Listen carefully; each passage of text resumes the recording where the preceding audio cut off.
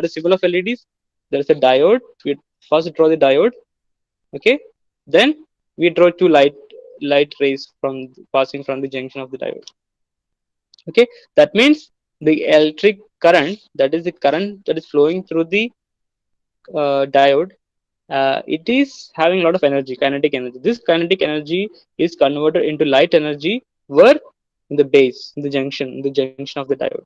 Okay, so how the design, so we have to use such materials, some special chemical materials like gallium arsenide, lot of materials which we according to the wavelength of the light we need to receive at the junction. Someone need blue LEDs, someone needs red LEDs, etc., etc. So we need to use that chemical composition. Okay, so that we make junction using that molecules or compounds. Then, and these elements will absorb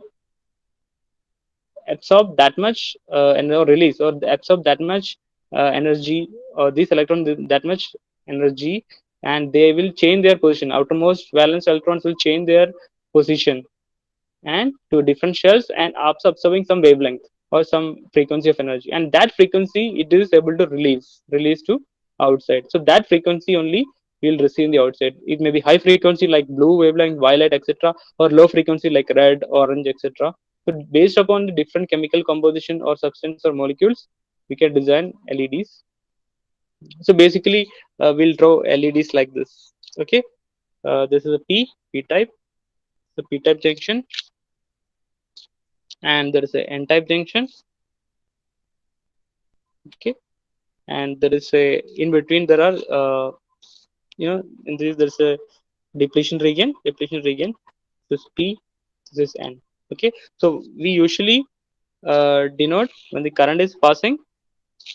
When the current is passing, what happens? The holes, there is also positive.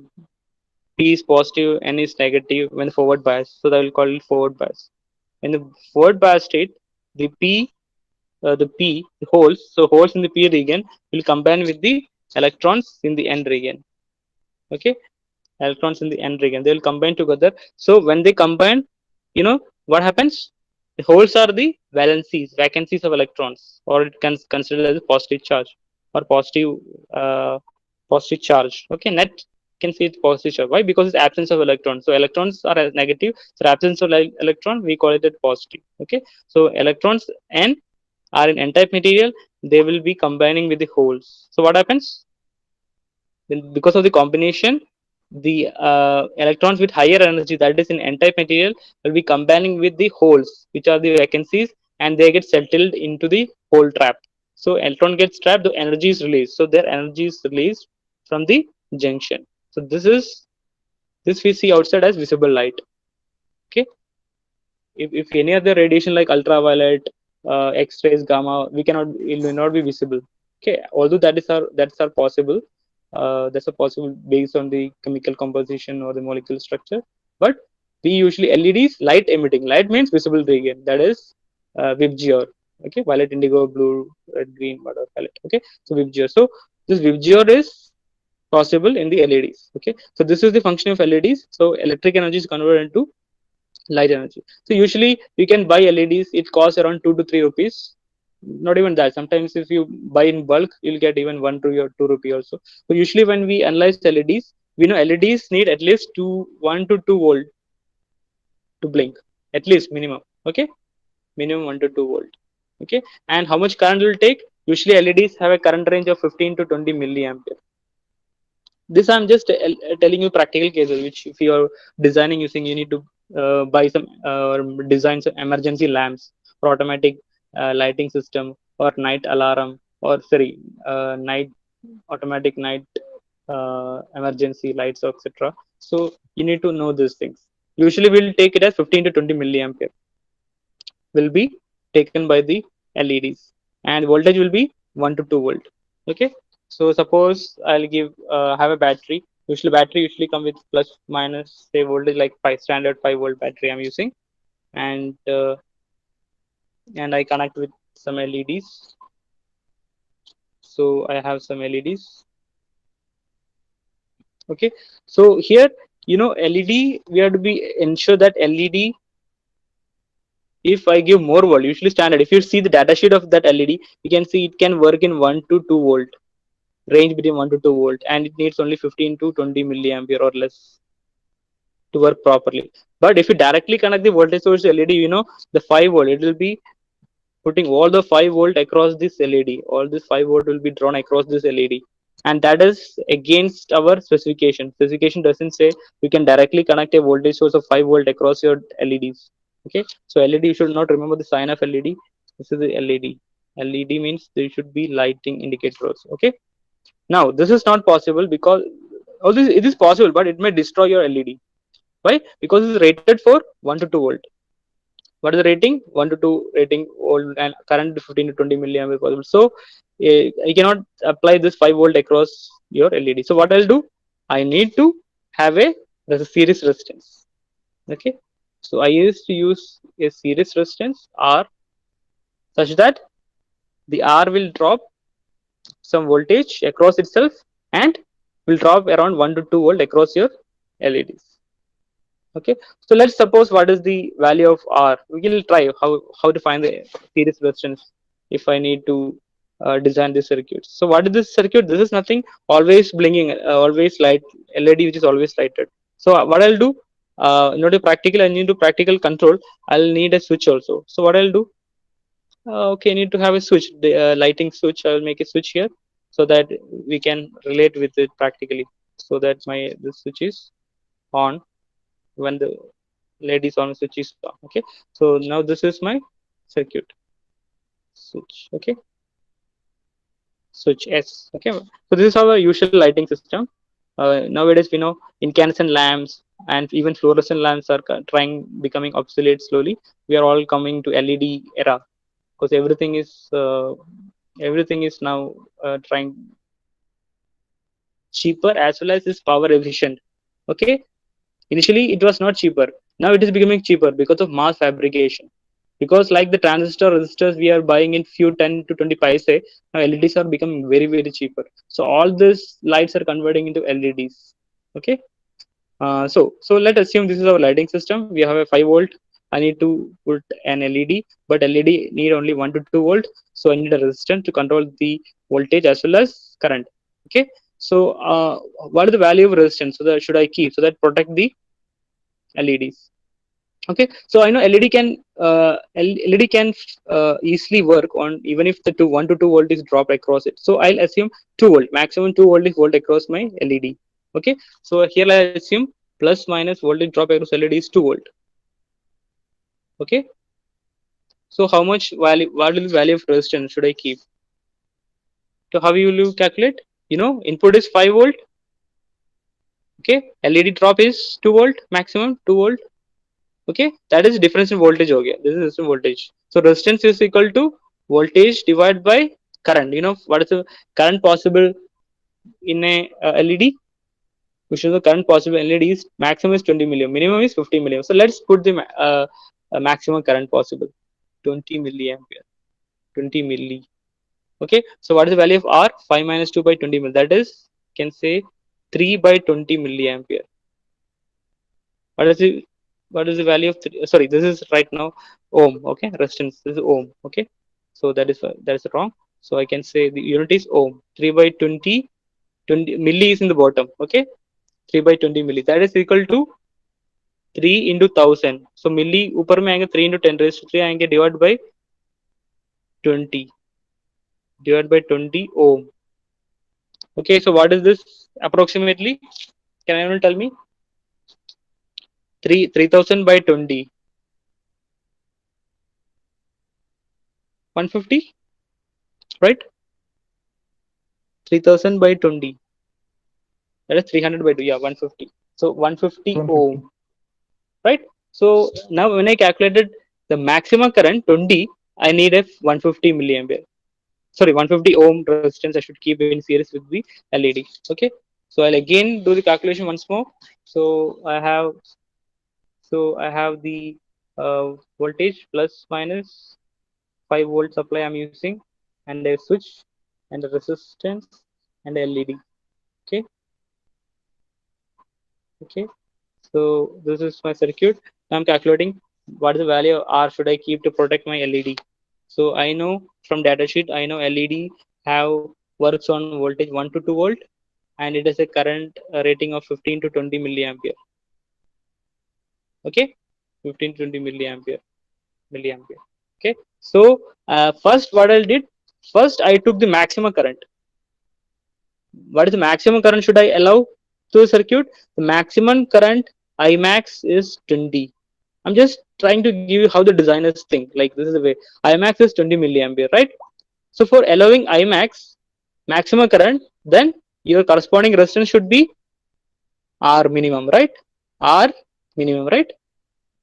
To allowing maximum current from a say a circuit is or a device is working maximum current. So your series resistance should be minimum to allow that current, right? So R minimum possible can be got from using 20 milliampere. Now next, what is the minimum possible current? 15 milliampere.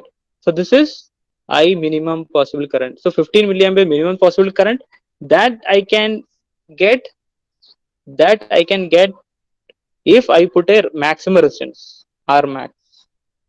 Getting? Okay. Okay. So using this current minimum maximum, I can derive two resistances. One which allow one which are minimum, which allow maximum flow of 20 milliampere, and another is R maximum, which allows the minimum current. So whatever my resistance I'm keeping should be between this R minimum and R max. That's it. Okay. So the main thing I should remember is my resistance should be less than R max but greater than R min. That's only thing. Okay. So we already calculated R max using the 20 milliampere thing. I max we calculated R minimum. So R minimum we got 150 ohm. 150 ohm. Okay. Likewise, if we calculate our maximum current, we have to use what? 5 minus 2 divided by 15 milliampere. Okay. So 5 minus 2 divided by 15 milliampere, we'll get something. Maybe we'll let's see. That is 3 divided by. I'm writing in different color so that you can understand. Okay. So this is 5 minus 2 divided by 15 milliampere. So what is the answer? 3 divided by 15 milliampere. 1 by 5. That is 1000 by 5, that is 200. How much am I getting? 200 ohm. 200 ohm. 200 ohm. Okay. So here what is this? I call this is actually R max. This is 200 ohm. Okay. So here I got a value between 200 ohm and 150 ohm. Okay. But this is our calculation.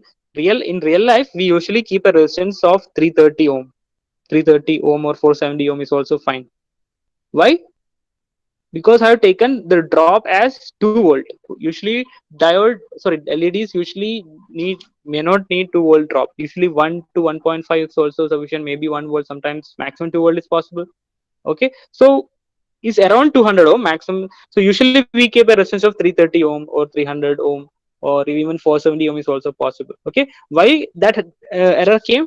Because I had taken LED drop is 2 volt. That is the thing which I have think that's some difference I have taken from the real life case. Usually 2 volt may not be that much volt drop across LED. Maybe it is lesser, maybe 1 volt or something. I think so. I think 1 volt or 1.5 you can calculate. So you'll get a bit more value. Instead of 200, you may get a 330 or even 470 ohm is sufficient. So this is the way you calculate resistance in your circuit.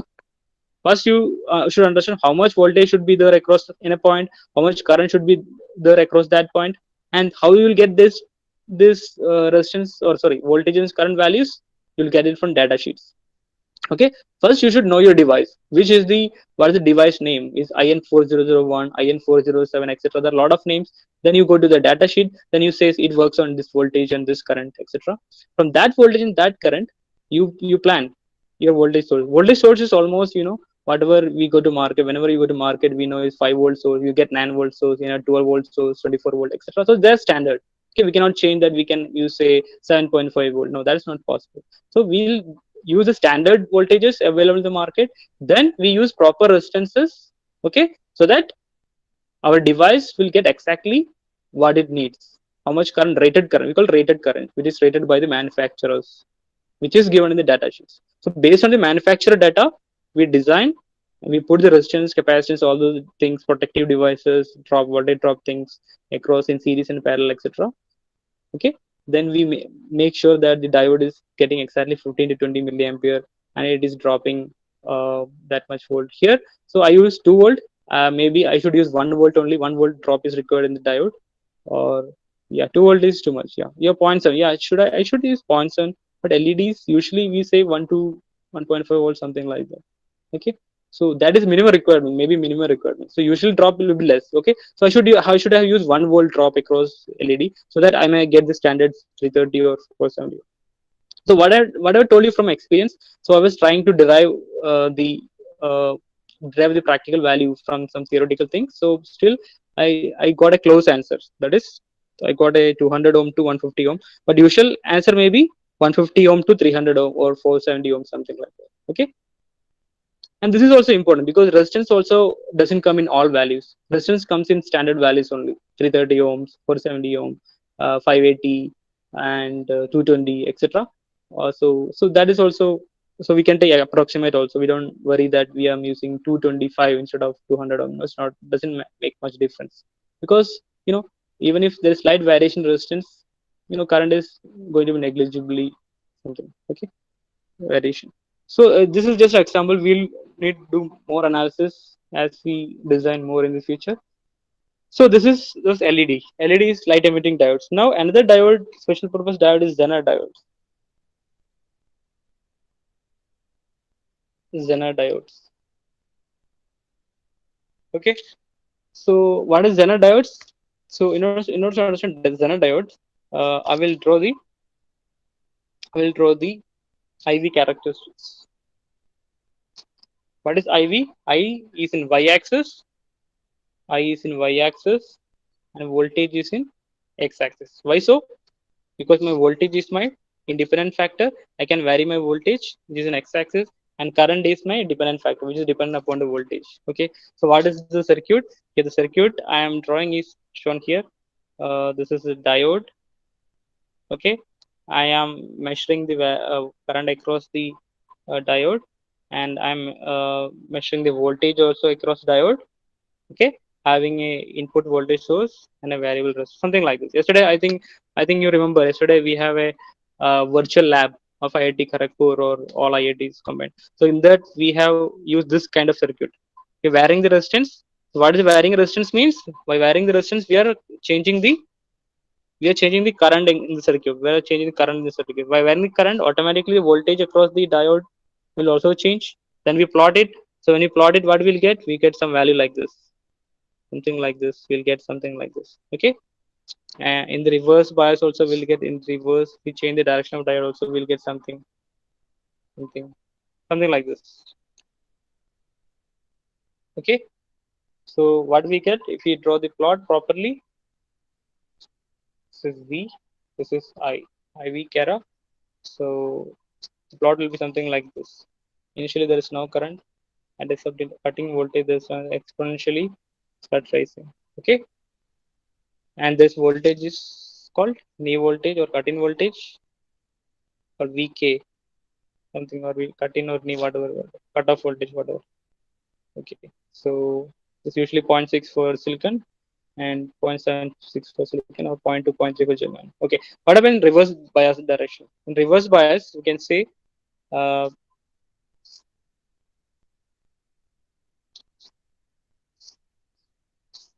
in reverse bias, if I go on reducing my voltage across the diode, you can see there's reverse bias means no current, no current, no current, no current, no current, till a point is reached. Slightly, the diode started conducting in the opposite direction. That means there will be some current in the opposite direction uh, from cathode to anode. Again, I increase the current. Again, it's going to increase. Then suddenly there is a huge increase in the current. Okay, so you can see what is happening here. If you look closely, you can say at a particular voltage is going on reducing, and a particular V reverse bias R. At a particular V reverse bias, the current is going to be uncontrolled. Current is going to a very high value. You can see the variation current is so much. So you can see the graph. This is, you can see dv by di, rate of change of, or dv. What is dv by di here? You can see the change of current. When slight variation of voltage, you can see the change of current is so huge. What is change of current? This much voltage, this much voltage. You can so much change of current. Delta I, this much is delta I. Delta V small. So you can see delta V divided by delta I here. What is this delta V by delta I? This is nothing but resistance, dynamic resistance of a diode. So you can see in this small portion in the reverse bias, delta V is so small, slight variation in the voltage only, but the current variation is so huge. That means the resistance of the diode is decreasing dramatically, very less value. What is the meaning of that? A very high current is going to flow, and very high current which is going to destroy the diode. Okay, so we call it is a breakdown region. What is breakdown? Now there is no brakes, brakes all down, so the vehicle is going to hit something. That means diode is going to burn because so much heat is generated. Because current is what? Power is V into I. If the current is uncontrollably increasing, the power is also increasing. I square R, I square I is going to be increasing in the power law. So definitely a lot of heat will be generated, thermal energy, so it will be going to burn your diode. Okay, so whenever in this region, whenever you operate diode in this region, your diode is definitely is going to burn. So much heat is generated, and this heat suddenly results in high temperature, and it starts sparking, or it'll be melting. And what happens when it melts? There'll be more spark and there'll be burn fire. And that is one of the major reasons, like in some industries, if you see that there will be a big blast, there may be a fire in industries, or even household things, or even circuits, you can see blast. So these things happens in the electronic circuits. If we operate at high voltage or a high low resistance area, okay, the current will be uncontrolled.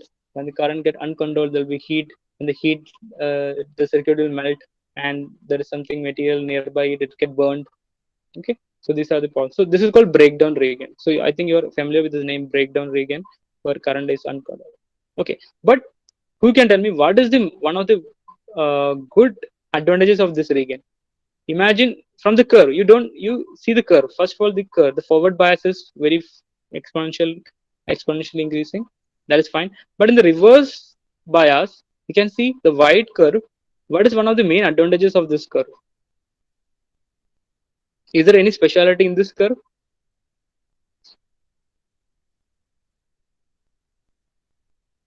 Anyone can tell me, is there any significance or any positive thing which you see in this curve?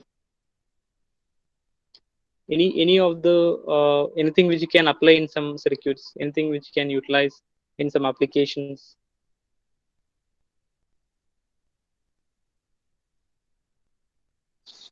uh, am I the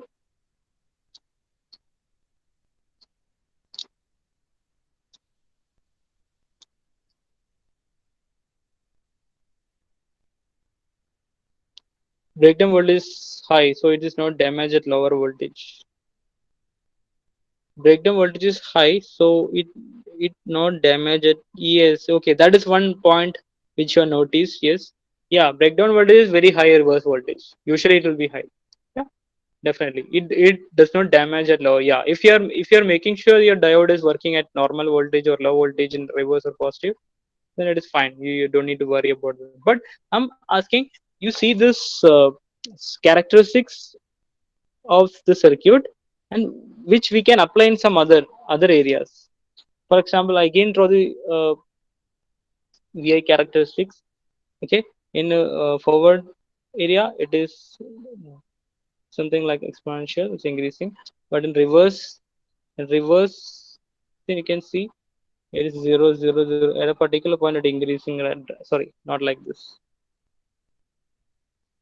not exactly like this, but there is definitely there is resistance, but it is very less resistance, something like this. Okay, so here what is one of the main thing I'm interested is, you can see, what you can see is, you can see there is a voltage is not very constant in this region. You can see voltage, even if the current is voltage at this point different, you can see delta V is very less. Delta V is very, but delta I in the same region, you can see delta is so huge, delta high is so huge. delta I is so much. That is the only reason why I'm saying using saying that it's a dynamic resistance is less.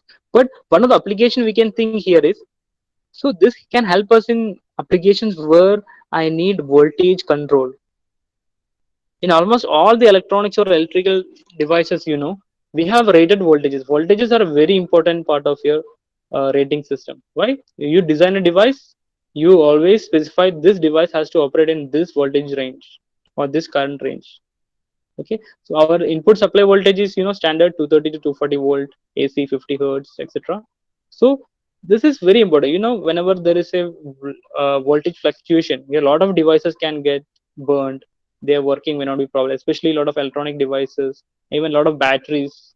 If they are not charged in rated voltages, rated current, they can they can burn, they can have problems.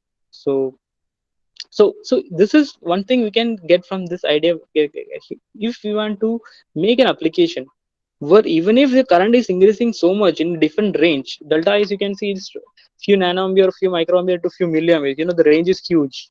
So even if this is wide variation of current, still my device is able to keep at a constant voltage. So if you are thinking of voltage regulation, you have heard of voltage regulation, voltage stabilizer, lot of things which is very important. I don't know whether you're familiar with, in a lot of homes, if you ask your friends, you can hear that a lot of their devices are getting damaged because of the voltage fluctuations.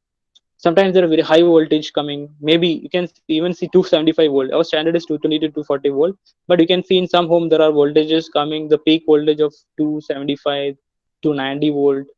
Okay, and in the opposite sides, in some voltage is so low.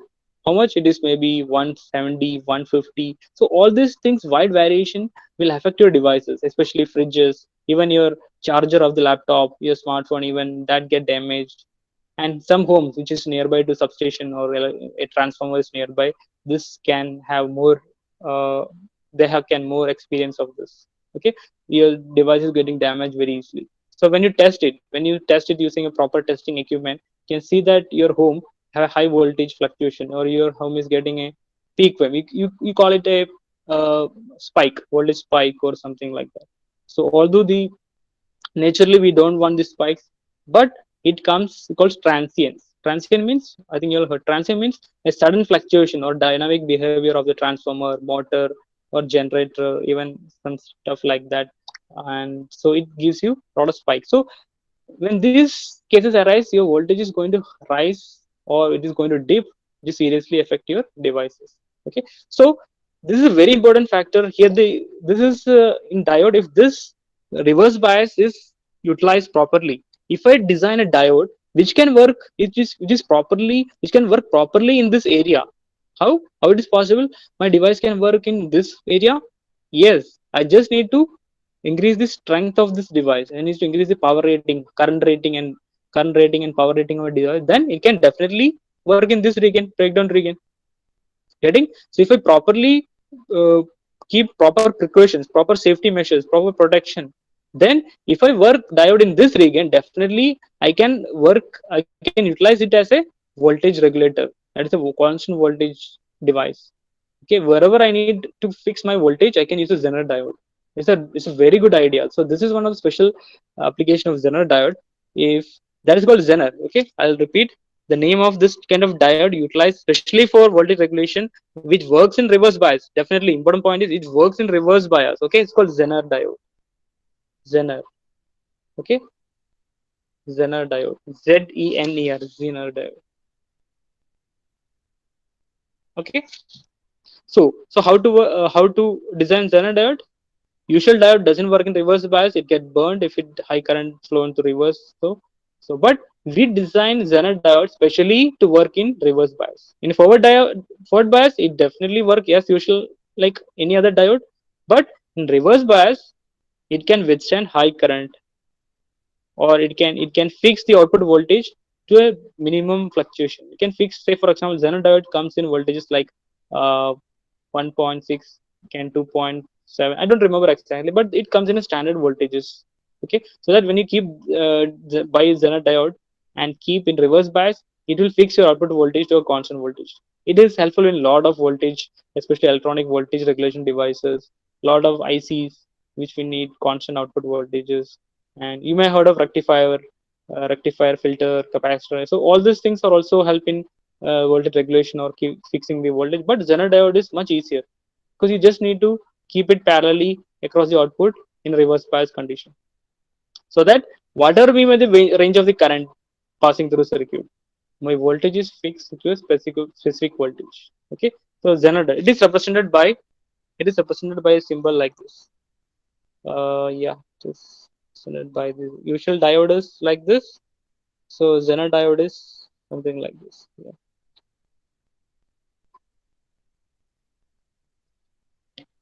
Okay, so let me draw a circuit where we use Zener diode.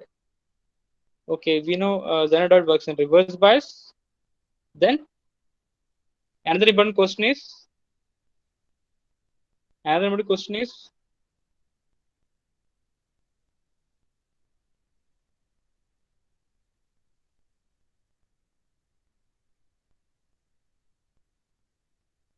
okay. Another important question is how to design the design diode. The only thing I think you've seen diode, you can see, you can search in your uh, net, and you can see it looks very beautiful, a small diode. Unlike the other diode like white and black, it looks like somewhat crystallized, like in a coating. It comes in a coating. Okay, it comes in a thermal protective coating, something kind of. Okay, so one example circuit I will draw before you. We usually use this. Say for example, I have variation in voltage. So I have V which is always varying. So I'll keep a resistant to reduce the current to limit. Okay, and I keep Zener diode across it, something like this. Okay, now I know my device which is to be kept at constant voltage will be connected in parallel with the Zener diode. Okay, this is my device to be connected. I call it R load, RL. Okay, R load. Okay, load may be varying based on my working condition. My load may be varying different resistance, but load may be varying means the current taken from the input may be I load. This is called I load. I load may be varying, but Zener diode may help me in fixing the output voltage, whatever be the input voltage. Okay, so Zener diode takes a current IZ. I call Zener diode passing through the current passing through Zener diode is IZ. Okay, what is the important point to note here is I have plus and minus. This is V input, whatever you can say V input. You can see Zener diode is placed in reverse bias region, reverse bias, where cathode is put as a higher voltage, anode is put as a lower voltage. Okay, and V output of the Zener diode drop is taken as my output voltage across my load, which can be any device or a fan, light, whatever. Okay, okay. So I have a series. I am also keeping a series resistance to limit any high current which can flow. Okay, and there is a source current. There may be, if I can say, there's a source current. This is IZ, IS. IS is my source current, sourcing from my input voltage V. Okay, so what else you know? IS is the source current equal to I load. Some portion is going to load, and some portion is going to Zener diode IZ. Okay, so what is the main funda here? Whatever be my I load, it may increase, it may decrease. It may increase, it may decrease. Correspondingly, my IZ will oppositely. If I load is increasing, IZ will be decreasing. And reverse, if I load is decreasing, IZ will be increasing. Okay, it's like oppositely possible, but I source is constant. So whatever with variation of IL, my IZ will be increase or decrease correspondingly, maintaining the output voltage V0. That is the main thing. The main thing is my output voltage V0 is maintained because it is connected to the Zener diode. Okay? The only main thing you have to remember is Zener diode is always operated in reverse bias region. Okay? And what is the function of each resistance? What is RS? RS is just series resistance, so that I can control the current flowing through the Zener diode. Whatever, I need a resistance for sure, because I cannot have current variation from nanoampere to kiloampere. That is definitely not possible, right? Kiloampere is too much. That is nano is 10 raised to minus 9, kilo is 10 raised to 3. So 10 raised to 12, 10 raised to 12 possible current. There is no device in this world, I think. At least human beings are not designed till a device which can operate all those fine variation, heavy variation of current. So we can say RS should be there to limit a current beyond a range, maybe from nano to my milliampere. That is also a big range. Still, I need RS now, and we input whatever we input apply. I indicate a source current IS, which is passing to the RS, and whatever my charging point, that is output RL. R load can be anything. It has to be charged, which has to be given a current IL, will be taking current IL, and so I source is equal to IZ. Okay, so IZ according to Kirchhoff current law, I source equal to I load plus IZ. So IZ will be varying according to the I load. So I load will be varying according to the R load variation, R load, which is your device variation, right? Okay, suppose your R load, how R load will be varying. For example, you are using a motor or something. Okay, based on the load, if you are using a motor, if there is heavy load on the motor, if you are pumping water to a great distance or great height, so your load will be very high, so it takes more current, I load will be varying. And similarly you can say, when there is low voltage, your motor, for example, peak time 6:30 to 10:30 or 10 o'clock in the night, your voltage will be very low. Why? Because all the homes will be uh, taking good load, so voltage will be reducing. And the voltage is reduced, that means your device, which is your mixer, motor, or refrigerator, will be taking more current. Why? Because their power is constant. You already know power equal to V into I. If voltage reduces, it need more current to work in the same power. Okay, so whenever there is a reduced voltage conditions, your devices, especially motor, inductive loads like motor, etc., will take more current, so that its power is, it can work in the rated power. In these areas your I load will be varying continuously. So in those applications where your I load is varying, you need a Zener diode, so that you can keep a Zener diode so that your output voltage is constant. But usually we use Zener diode in DC applications or electronics, fine electronics, or discrete electronics stuff. Maybe power Zener diodes may be there. I'm not aware, but maybe it's there because power diodes is there. Okay, so this all about Zener diodes. So we need to see some circuits also Zener diodes. Although the things are very easy in Zener diodes. Okay, because its main application, to make the voltage constant. So we can say one voltage is varying, input is varying. We have a resistance. We need a Zener diode. Okay, we keep a Zener diode like this. Okay, so what is the advantage? So even if my input is varying, even if my input voltage is varying to great level, and I keep a source resistance RS, my Zener diode will fix my V output. Okay, because it comes in standard. Well, this is VZ. V output equal to VZ. So it is fixed. My output voltage is regulated. So I can say it is regulated output voltage. Okay. So different currents may be possible based on the input variation. Okay, input variation. So my Zener can still maintain my output voltage. Okay, so in first thing I showed you the variation of current. Now I'm showing you variation of input voltage also. Still Zener diode can maintain the output voltage constant. Okay, any doubts? There are some other diodes or special purpose diodes like varactor diode, um, and tunnel diode. Okay, all those things you should understand what is this application. No circuit is required to understand this thing. You should know varactor diode as a variable capacitor, tunnel diode as some special characteristics, something negative resistance. So etc. So I think this important. These all things are important for Zener diode, which is very important topic in electronics, and a lot of objective questions also come in Zener diode, especially about its working. And this, if you're going higher studies or in advanced semesters, you will get some power regulation circuits also, regulated power supply circuits using Xenon diodes. Okay, so any doubts, I can your roll number.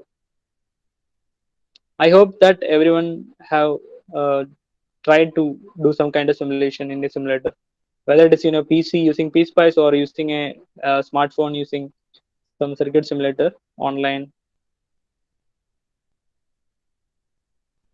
There are many circuit simulators for your if your PC, if you're using PC. A lot of companies are providing, and some are paid, some are free. So you can use free. PSpice is a good option.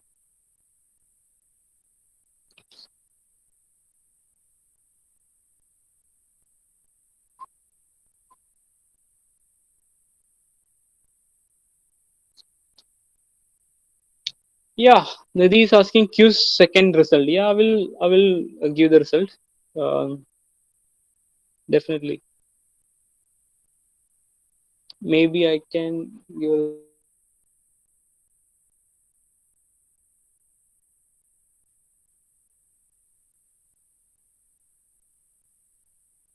Okay then. We can stop the recording then.